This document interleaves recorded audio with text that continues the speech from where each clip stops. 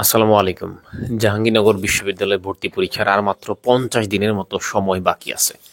এখন তোমার টার্গেট যদি যাবি এ ইউনিট বা ডি ইউনিট যে কোনোটাই হয়, কোনো সমস্যা নাই, তুমি এই ভিডিওটা দেখো। যাবি এ ইউনিট হোক ডি ইউনিট হোক, ভর্তি পরীক্ষার আর 50 দিনের মতো সময় বাকি আছে। এখন এই 50 দিন তুমি কিভাবে কাজে লাগাবে এবং তুমি কিভাবে চান্স পাইতে পারো, পয়েন্ট আকারে আলোচনা করি। প্রথম 1 নাম্বার পয়েন্ট হচ্ছে, তোমাকে সর্বপ্রথম একটু বিশ্বাস করতে হবে যে জাহাঙ্গীরনগর বিশ্ববিদ্যালয়ে আমার চান্স সম্ভব। মানে তোমার কখনো মনে করা যাবে না যে তুমি চান্স মিস করতে পারো বা তোমার চান্স মিস হইতে পারে। তুমি এইটা মনে করো না, তুমি মনে করো যে ইনশাল্লাহ আমি চান্স পাবো। এরপরে আসো 2 নাম্বার, সেটা হচ্ছে যে তুমি এতদিন যেসব টপিক যেসব চ্যাপ্টার একদমই ইগনোর করে আসছো, একদমই পড়ো নাই, সেগুলা যদি সেগুলা পড়তে চাও তাহলে আগামী 10 দিনের মধ্যে সেগুলো পড়ে ফেলো। ধরো একটা চ্যাপ্টার আছে যেটা তুমি এতদিনে কিছুই পড়ো নাই, বা হচ্ছে একটা চ্যাপ্টারের অনেকগুলা টপিক ছিল যে টপিকগুলো তুমি টাচ করো নাই, সেগুলো আগামী 10 দিনের মধ্যে টাচ করে ফেলো। কারণ রিভিশন টাইমে গিয়ে নতুন অধ্যায় ধরার কোনো সুযোগ নাই। রিভিশন টাইমে গিয়ে এমন কোনো টপিক ধরবা না যেটা তুমি আগে কখনো ধরো নাই, সেটা রিভিশন টাইমে ধরবা না। রিভিশন টাইম হচ্ছে লাস্ট 20 দিন।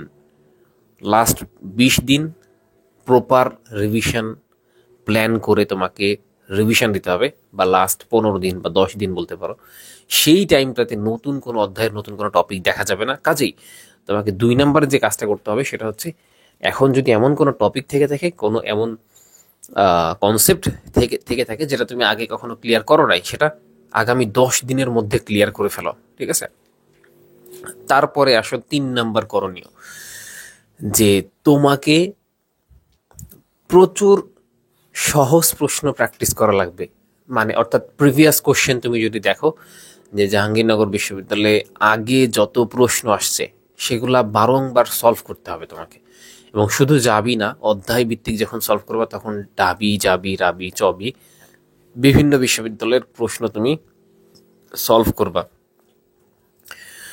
তুমি যদি মনে করো যে একটা প্রশ্ন একবার সলভ করে রেখে দিচ্ছ, তাহলে তুমি এটা ভর্তি পরীক্ষায় গিয়ে ভুল করতে পারো। ঠিক আছে? তুমি যদি একটা প্রশ্ন একবার করে রেখে দাও তাহলে এটা মেইন এক্সামে তুমি ভুল করে আসতে পারো, এমন হইতে পারে। কাজেই একই প্রশ্ন বারংবার সলভ করবা, এবং অবশ্যই সেটা বুঝে সলভ করবা। না বুঝে যদি সলভ করো তাহলে তুমি মেইন এক্সামে গিয়ে এটার আউটপুটটা দিয়ে আসতে নাও পারতে পারো। তো 3 নাম্বার যেটা বললাম, যে তোমাকে আহ, বারংবার সলভ করতে হবে, বারংবার চর্চা করতে হবে এই লাস্ট 50 দিনে সহজ প্রশ্নগুলা, বা হচ্ছে তুমি যেই প্রশ্নগুলা পারো সেগুলাই, যে প্রশ্নগুলা পারো সেগুলাই এত বেশি চর্চা করো, এত বেশি চর্চা করো যে এই প্রশ্নগুলো যেন উত্তর মুখস্থ হয়ে যায়।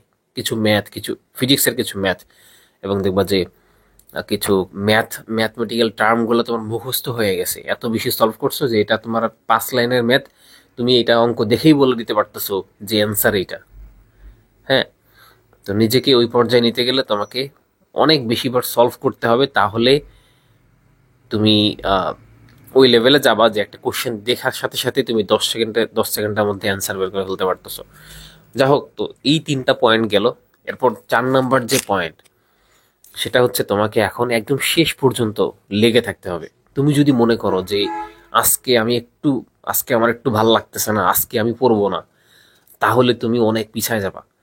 তুমি যদি মনে করো যে আমার এই 2 দিন আসলে ভালো লাগতেছে না, বা আজকে আমার ভালো লাগতেছে না, পড়বো না, এইটা কখনো করা যাবে না।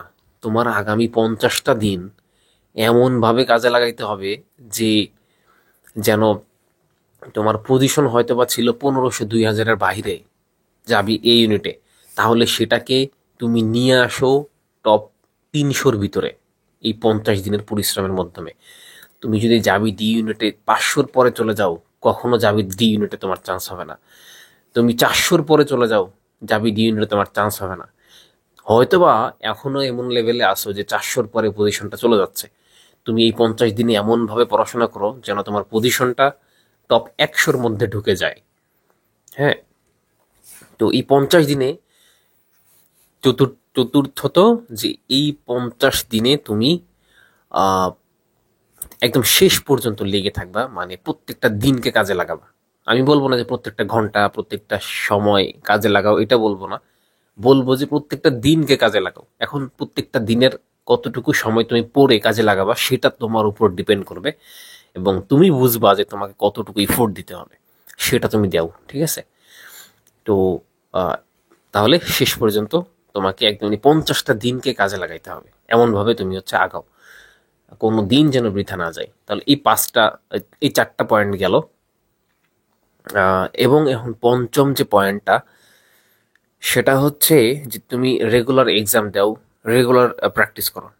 রেগুলার এক্সাম দাও, প্র্যাকটিসের কথা তো বলছি আগে, রেগুলার এক্সামও দাও, বেশি বেশি এক্সাম দাও। যত তুমি এক্সাম দিবা, তুমি বাসায় মডেল টেস্ট বই কিনতে পারো, বাসায় প্রশ্ন ব্যাংকের উপরে পরীক্ষা দিতে পারো, কিংবা তুমি বাসায় বসে বসে অনলাইনে এক্সাম দিতে পারো।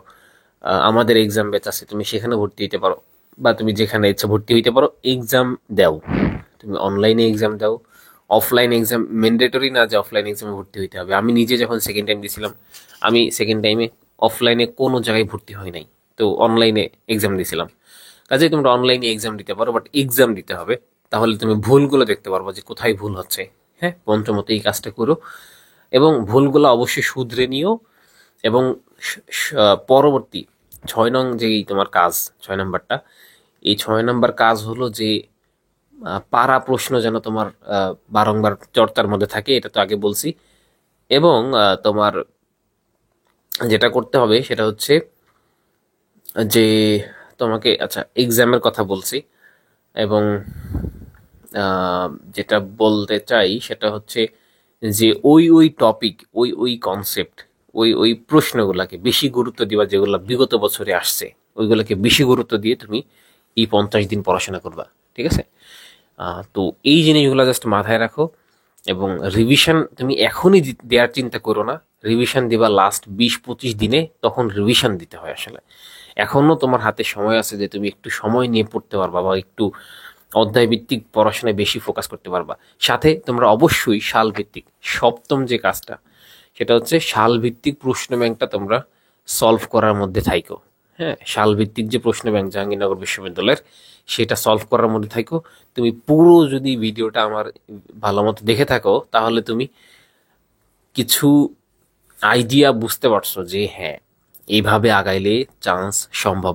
লাস্ট একটা কথা বলে দিই তোমাদের, এই ভিডিওটা 8-9 মিনিটের বেশি করা যাবে না। আহ, তুমি ওএমআর প্র্যাকটিস করো, অনেক আগায় থাকতে পারবা। তোমাদের মনে হয় না, তোমাদের অনেকের যে নার্ভাসনেস থাকে, এক্সাম হলে বেস্ট আউটপুটটা আসে না, তুমি যদি প্রচুর প্র্যাকটিস করো, খাতায় লিখে লিখে কোশ্চেন সলভ করো, এটা তোমাকে আগায় রাখবে এক্সাম হলে। আরেকটা যেটা ওএমআর প্র্যাকটিস, বাসায় বসে বসে তুমি গুগলে যাও, গুগলে গিয়ে ওএমআর লিখে সার্চ করো, ওএমআর এর পিডিএফ, সেই পিডিএফ ডাউনলোড করো, গিয়ে তুমি সেটা দোকানে দাও, দোকানে দিলে সেটা তুমি প্রিন্ট করে বাসায় নিয়ে আসো। বাসায় নিয়ে এসে তুমি সেখানে গোল্লা ভরাট করো, টাইম ধরে এক্সাম দাও। এটা তোমার এই মেইন এক্সামে অনেক বেশি এগিয়ে রাখবে। এবং বেশি বেশি শেষ সময়ে নিজের জন্য দোয়া করো। আহ, এবং এটাই, নিজের জন্য বেশি বেশি দোয়া করো এবং চেষ্টা সর্বোচ্চ করো। হ্যাঁ, লাস্ট 50 দিন, লাস্ট 40-30 দিন এর পড়াশোনাটা অনেক বেশি ইফেক্টিভ বলতে পারো। হ্যাঁ, তো ওভারঅল ভিডিওটাতে আমি তোমাদেরকে মোটামুটি বুঝাইতে পারছি হয়তোবা। কিছু কিছু বিষয় বাদ যাইতে পারে, হ্যাঁ, আমি পরবর্তী ভিডিওতে আবার আলোচনা করে নিব ইনশাল্লাহ। তো তোমরা এই বিষয়গুলা খেয়াল রাখবা। সবার জন্য শুভকামনা। আহ, দোয়া করি তোমরা যেন তোমাদের স্বপ্ন পূরণ করতে পারো। আল্লাহ হাফিজ।